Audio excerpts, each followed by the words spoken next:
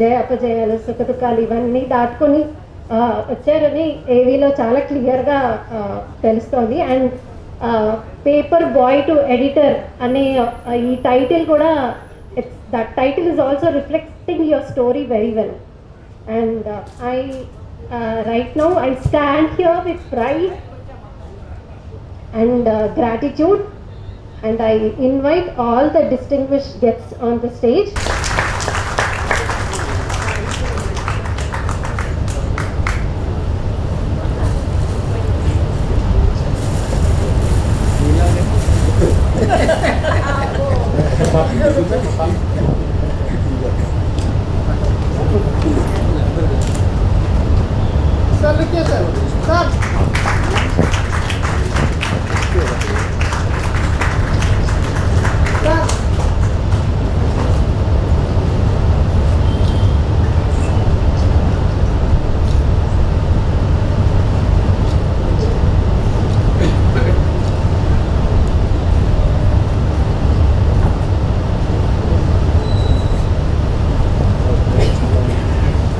మంచి ప్రోగ్రాం. నాకు కూడా ఓహో ఇంత ఉందా వెనక, ఇది మొత్తం కథ చదివిన తర్వాత కూడా ఇది చూస్తూ ఉంటే కొత్త విషయాలు ఉంటాయని అనిపించింది.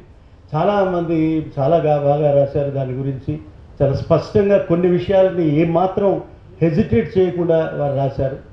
అది అందుకనే ఇది చదవాలండి మనం, లేకపోతే ఎందుకు చదవాలండి? ఇది ప్రతి వాళ్ళకి జీవితం ఉండొచ్చు, కథ ఉండొచ్చు, కానీ ఆ కథలనే ఎందుకు చదవాలి మనం అని ప్రశ్న. ఈ ప్రశ్న ఎవరు నేర్పారంటే ఆయన రేజ్ చేశాడు ఈ ప్రశ్న. ఈ raised that question, why should I write my own story అన్నారు. వాళ్ళ నాన్నగారు ఎంత బాగా చెప్పారంటే, ఎందుకు నువ్వు రాయాలి, నీ జీవితం గురించి నువ్వు ఎందుకు రాయాలి ఆయన వివరించాడు. అందులో మళ్ళీ నేను చెప్తే బాగుండదు, మీరు ఆ పుస్తకం చదివితేనే మీకు అర్థమవుతుంది దాని గురించి. ఆ విధంగా ఆయన రాయడం ఎందుకో అర్థం చేసుకొని ఆ విధంగా కథ రాశారు. ఆయన సొంత కథ రాశారు. నాకు కొంచెం అనుమానం ఉండేది, నేను కూడా ఇట్లా రాయగలనా, రాయాలా రాయొద్దా అనే అనుమానంలో ఉండేవాడిని. కానీ చదివిన తర్వాత నేను కూడా రాయాలి అని అనుకున్నాను. కానీ అంతకుముందు నేను చెప్పాల్సింది ఏంటంటే, నాకు ఈ స్ట్రోక్ వచ్చిన తర్వాత అప్పుడు అన్నీ రాసే పరిస్థితి నాకు లేకుండే. ఆ తర్వాత నేను మా నాన్న గురించి రాయాలి అని రాసుకున్నప్పుడు మేము పెట్టుకున్న పేరేమిటి తెలుసురా, ఇదే పేరు, పేపర్ బాయ్ టు ఎడిటర్. అంటే నేను 2 అనే ఇంగ్లీష్ తీసేసి తెలుగులోకి ట్రాన్స్లేట్ చేసి ఒక 6 నెలల క్రితం పబ్లిష్ చేశాము, కానీ రిలీజ్ చేయలేను నేను. ఇంకా మీరు నా టైటిల్ మీరు తీసేసుకో అని కొంచెం కంప్లైంట్ చేయాలి నేను అన్నట్టుగా ఉంది. కానీ దాని మీద కాపీ ఉండదు. మా మేడంకి తెలుసు, డాక్టర్ గారికి, మన లాయర్ గారికి తెలుసు. దీంట్లో ఈ టైటిల్ మీద రైట్ ఎవరికి ఉండదు. టైటిల్ ఎవరైనా రాసుకోవచ్చు, కనుక నేను కూడా రాయొచ్చు, అదే టైటిల్ మీద నేను మళ్ళీ రాయొచ్చు అని చెప్పగలను. కానీ ఆ లైఫ్ గురించి, ఆయన లైఫ్ గురించి ముందు రాద్దాము, తర్వాత మన గురించి ఏమవుతుందో ఆయన రాస్తే చాలు, మన గురించి ఎందుకు అని అనుకున్నాను. అంటే ఆయనేమో సొంతంగా ఎడిటర్ అయినాడు, సొంతంగా. మా నాన్న ఎడిటర్ కనుక నేను ఎడిటోరియల్గానే మాట్లాడుతున్నాను, రాస్తున్నాను. అది మీ గొప్పతనం కదా. మరి మేము మీతో పోటీ చేయలేము. You are a wonderful editor on your own. కనుక మీ రచన కానీ, అందులో మీరు రాసే పద్ధతి కానీ, ఇదివరకు వార్తలు ఏ విధంగా రాస్తారో అంత సింపుల్గా, సులువుగా అర్థమయ్యేట్టుగా మాట్లాడడం, అది ఆయన గొప్పతనం. అట్లా రాసుకుంటూ వచ్చిన తర్వాత అన్నిటికన్నా గొప్పది నేను చెప్పదలుచుకున్న అంశం ఏంటంటే ఆ కమిట్మెంట్. అంటే ఆ కమిట్మెంట్, జర్నలిజానికి కమిట్మెంట్, ఆయన సిద్ధాంతానికి కమిట్మెంట్, జీవితంతో కమిట్మెంట్, తన కుటుంబంతో కమిట్మెంట్, అది చాలా గొప్ప విషయాలు. అది మనం నేర్చుకోవాల్సింది ఏంటంటే, అది కథ బాగుంది, ఈ కథలో అట్లా జరిగింది, ఇట్లా జరిగింది, డబ్బులు కష్టమైనాయి, అది కాదు, ఏ విధంగా కమిట్మెంట్ని రక్షించుకున్నారు ఆయన అని మనం ఆలోచించుకుంటే మనందరికీ ఒక ఉపయోగపడే ఒక పుస్తకంగా మారుతుందని. మీరు అనేది సెల్ఫ్లో పెట్టుకుంటే లాభం లేదు, తీసి ఓపెన్ చేయాలి, పేజీలు చూసుకుండాలి, చదువుకోవాలి. కనీసం ఒక 10 పేజీలను చదవండి మధ్యలో, అప్పుడు మీకు అర్థమవుతుంది. కొంత కథ ఇందులో మనకి తెలిసిన మాట ఉంది, కానీ ఎంత సొంతంగా ఆయన చెప్పినప్పటికీ, ఆయనే రాసినప్పటికీ, ఆయన గురించే మీరు వీడియో చూపించినప్పటికీ కూడా ఆ పుస్తకంలో ఉన్న విషయాలు మీరు ఎవరు మళ్ళీ చెప్తే అర్థం కాదు, మీరు చదివితేనే అర్థమవుతుంది. మీరు చదివి తెలుసుకొని మీ గురించి ఎవరైనా మాట్లాడుకుంటూ ఉంటే దాని మీద డిస్కషన్ చేయాలి. మామూలుగా ఆవిష్కరణ జరిగిపోతుంది, ఎవరైనా జరిగిపోతుంది, భార్య పెద్దలు అందరూ బాగున్నారు, మన చాలా గొప్ప మనుషులందరూ ఇక్కడ ఉన్నారు, పెద్ద మనుషులందరూ ఇక్కడ ఉన్నారు. కానీ మామూలు మనుషులు జర్నలిజంలో ఉన్నవాళ్ళు, చదువుకునేవాళ్ళు, చదువుకోదలుచుకున్న వాళ్ళు, జర్నలిస్టులు కాదలుచుకున్న వాళ్ళు తెలుసుకోవాలంటే ఇది చదవాలని నేను కోరుతున్నాను.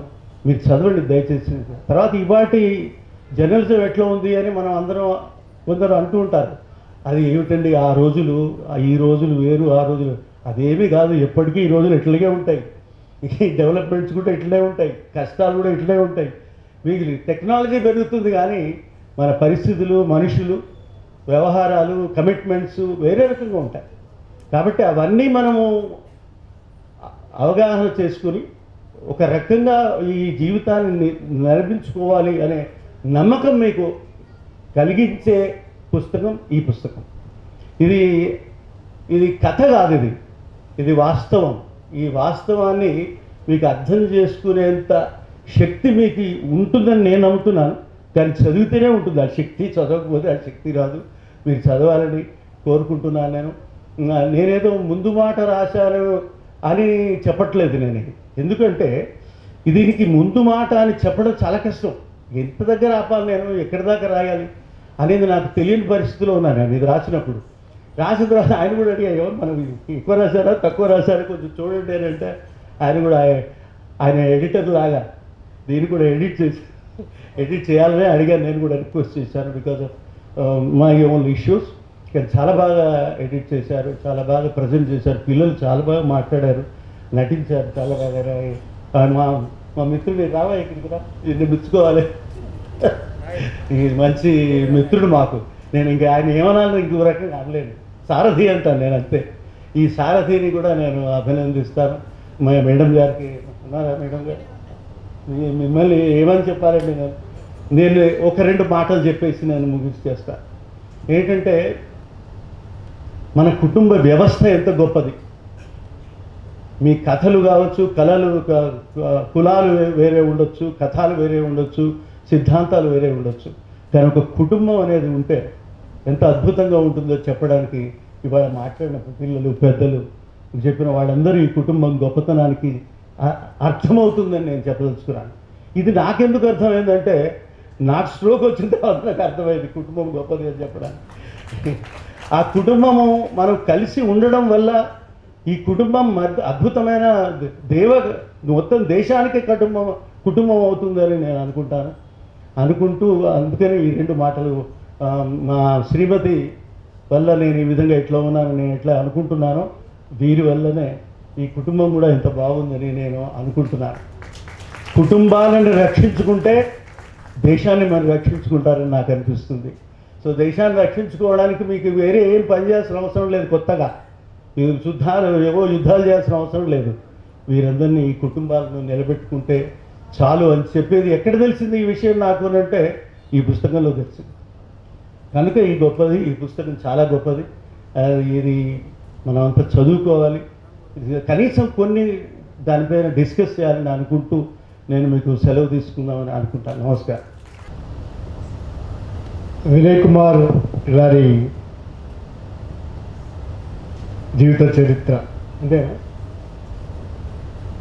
Paper boy to editor. ఇది ముందుగా నేను సార్ అంటానని, సార్కి అభినందనలు. వేదిక మీద ఉన్న పెద్దలు, media academy chairman Srinivas Reddy గారు, తెలకపల్లి రవి గారు, సుజావతి గారు, జస్టిస్ రాధారాణి గారు, మాడబ్బు శ్రీధర్ గారు, పాషం నాయగిరి గారు. నిజానికి ఇది ఇంకొక హెడ్డింగ్ కూడా ఉండొచ్చు, కానీ ఇదేమో ప్రజాశక్తి, సిపిఎం, కమ్యూనిజం ఇవన్నీ నుంచి వచ్చిన వాళ్ళు కాబట్టి భారతీయ నిర్దిష్ట పరిస్థితులలో కులము దాని గురించి అంగీకరిస్తూనే కులం గురించి మాట్లాడడం కాబట్టి మనం దీనికి ఒక హెడ్డింగ్ పెట్టుకోవచ్చు. నా దృష్టిలో అదే కీలకమైన హెడ్డింగ్. ఒక మంగళాయన ఇటర్ కావాలి, ఇట్స్ అ ఫ్యాక్ట్. మంగళాయన అనొద్దు కాబట్టి క్షురకుడు ఎడిటర్ కావాలి. తెలుగులో 4-5 ఉన్నారు ఎడిటర్లు.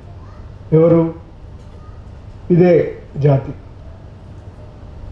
పాషామాయురి వర్తమానం అని ఒక పత్రిక నడిపినారు. శ్రీరామ్మూర్తి గారు, నిజాం శ్రీరామ్మూర్తి గారు ప్రధాన స్రవంతి పత్రికలకు పనిచేసినారు. వర్ధల్లి మురళి సాక్షికి పనిచేసినారు. నేను నమస్తే తెలంగాణ ఎడిటర్గా నేను కూడా బీసీ మీద కూడా వినయ్ కుమార్ గారికి నిశ్చితమైన అభిప్రాయం ఉంది. బీసీని ఒక ముద్దగా అనడము ఇది ఒక రాజకీయ కుట్ర, విచ్ ఈస్ ఫ్యాక్ట్. బీసీలలో చాలా మళ్ళీ తేడాలు ఉన్నాయి. ఈ పుస్తకం చదివే ముందు మీరు చూసింది కాబట్టి పుస్తకంలో అన్నీ నిజానికి అదే. కానీ వినయ్ కుమార్ గారి జీవితం గురించి మాట్లాడాలంటే 2 విషయాలు నాకు ఎందుకో బాగా అనిపించినాయి.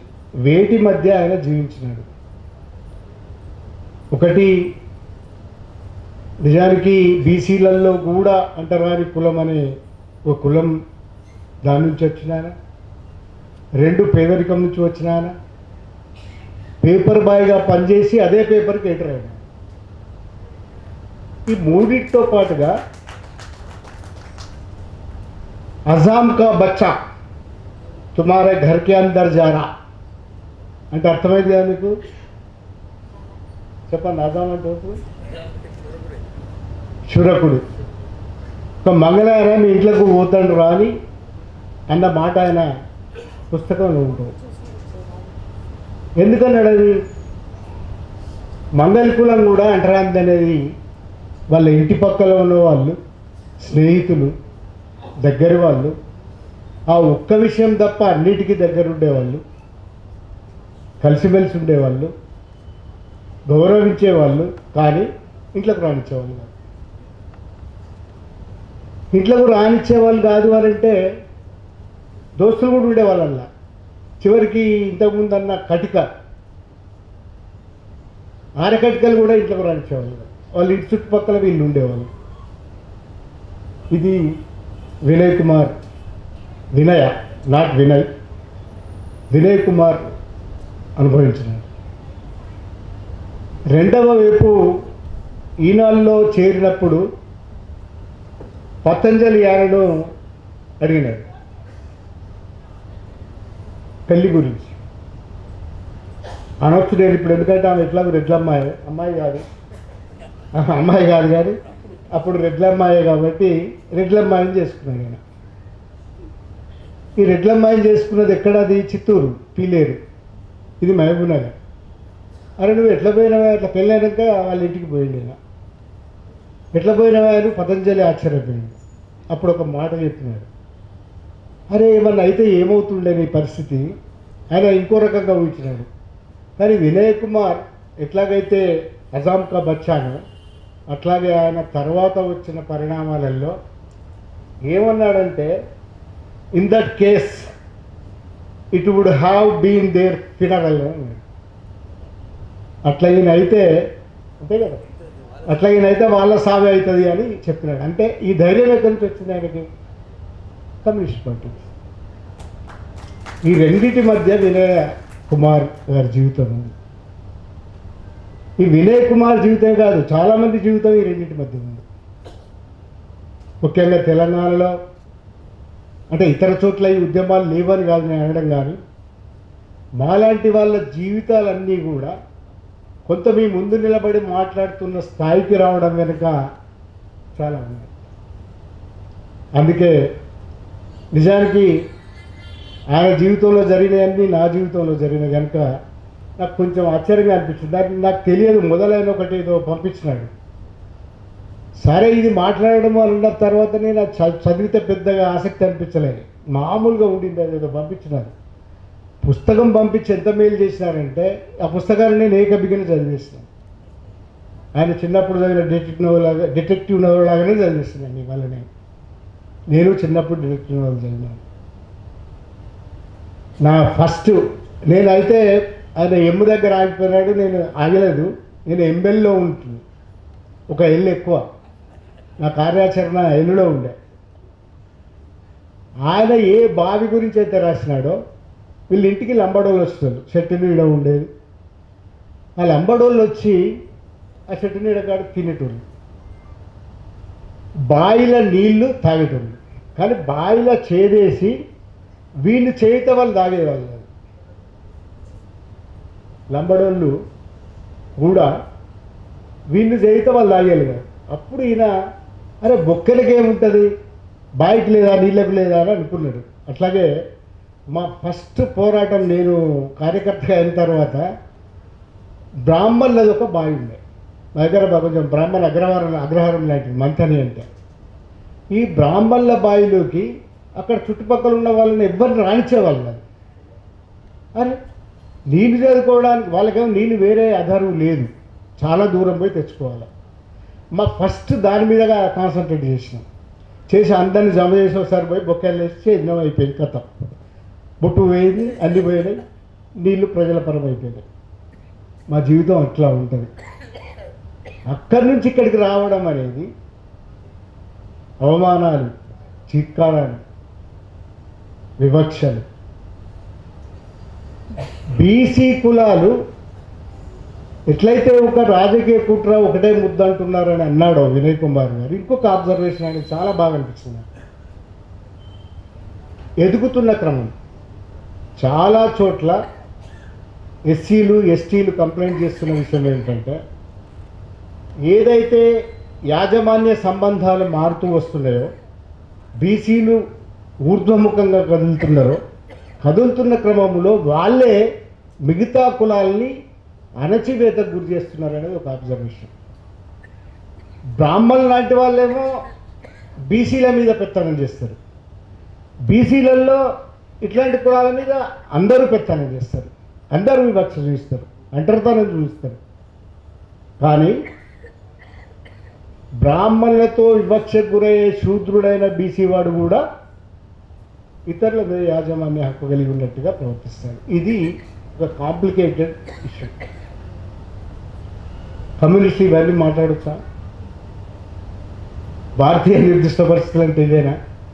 మన మల్లోజుల వేణుగోపాల్ ఒక 22 పేజీల ఉత్తరం రాసిన దాంట్లో భారతీయ నిర్దిష్ట పరిస్థితులు అనే మాట ఒకటి వాడినాడు.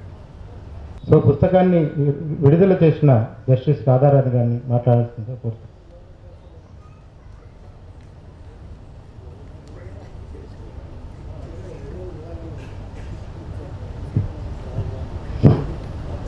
సభాధ్యక్షులు ప్రొఫెసర్ మాడభాషి శ్రీధర్ గారు, మరియు chairman media academy Telangana Shri K Srinivasa Reddy గారు, అల్లం నారాయణ గారు, పాసం యాదగిరి గారు, తెలకపల్లి రవి గారు, వినయ్ కుమార్ గారు, సుజావతి గారు, అందరికీ వచ్చేసిన అందరికీ కూడా నా నమస్కారాలు. ఈ పుస్తకం ఆవిష్కరించమని కోరుతూ నాకు ముందుగా ఒక డ్రాఫ్ట్ పంపించారు. వినయ్ కుమార్ గారు, సుజావతి గారు పర్సనల్గా తీసుకొచ్చి ఇచ్చారు. దాంతో ఈ పుస్తకం చదవటం జరిగింది. నేను ఇప్పుడు ఇందాక ఏవీలో చూపించినట్లుగా ముందు స్పీకర్స్ మాట్లాడినట్లుగా పుస్తకంలో అదే విషయాలు ఉన్నా కూడా అసలు జీవిత చరిత్రలు ఎందుకు చదవాలి, వాటి అవసరం ఏమిటి, ఇది బయోగ్రఫీ అందామా అసలు ఆటోబయోగ్రఫీయా? బయోగ్రఫీ అంటే ఇంకొకరు మన జీవితం గురించి రాయటం, ఆటోబయోగ్రఫీ అంటే సెల్ఫ్, మన జీవితం గురించి మనమే రాయటం, మనమే చెప్పటం. ఇది అలా వినయ్ కుమార్ గారు తన జీవితం గురించి తన మాటల్లో తను చెప్తే హసీనా తన ద్వారా మనకి ఈ పుస్తక రూపంలో ప్రింట్ అవటం జరిగింది.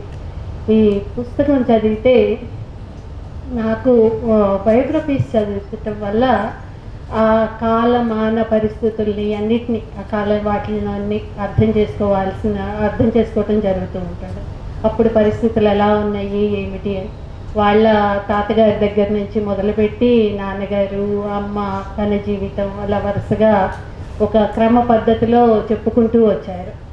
అలా ఈ చదువుతూ ఉంటుంటే నాకు వీరి జీవితంలో మా హస్బెండ్ జీవితంలో చాలా పోలికలు కనిపిస్తూ వచ్చినాయి. అది మా పర్సనల్ జీవితంలో కూడా ఇది ఇలాగే ఉందే అని అనిపించేటట్లుగా ఉంది. ఆ పుస్తకం చదవటం అన్నది మనలో కూడా రకరకాల ఆలోచనలను రేకెత్తిస్తూ ఉంటుంటుంది. నాకు ఇప్పుడు వరకు తెలియదు, మా హస్బెండ్ కూడా నాయి బ్రాహ్మణ్ ఆర్ మంగళి కమ్యూనిటీకి చెందిన ఆయన. దాంతో వినయ్ కుమార్ గారు కూడా ఆ కమ్యూనిటీకి చెందినవారు అని చెప్పి పుస్తకం చదవటం మొదలుపెట్టిన తర్వాతనే నాకు అర్థమైంది.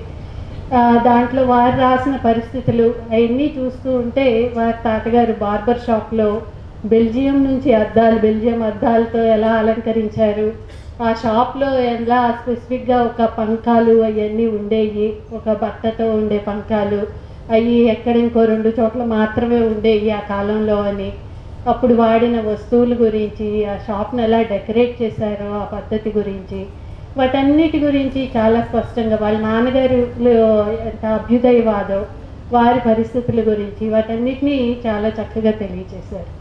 వాటిల్లో నాకు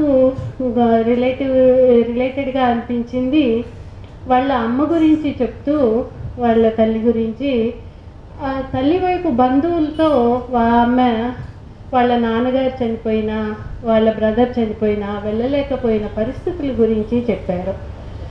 చెప్పినప్పుడు నేను కూడా మా అత్తగారి తరపున ఎప్పుడు నాకు బంధువులు పెద్దగా లేరే, అసలు ఎవరూ తెలియదు అనుకుంటూ ఉండేదాన్ని. వీరి పరిస్థితుల్లో ప్రత్యేకంగా ఈ కమ్యూనిటీలో, మంగళ కమ్యూనిటీలో వీళ్ళు మైగ్రేటెడ్గా ఒక చోటు నుంచి ఒక చోటికి మైగ్రేట్ అవుతూ వెళ్తూ ఉంటారు. దాంతో బంధువులతో సంబంధాలు అవి కూడా చాలా తక్కువగా ఉంటూ ఉంటాయి.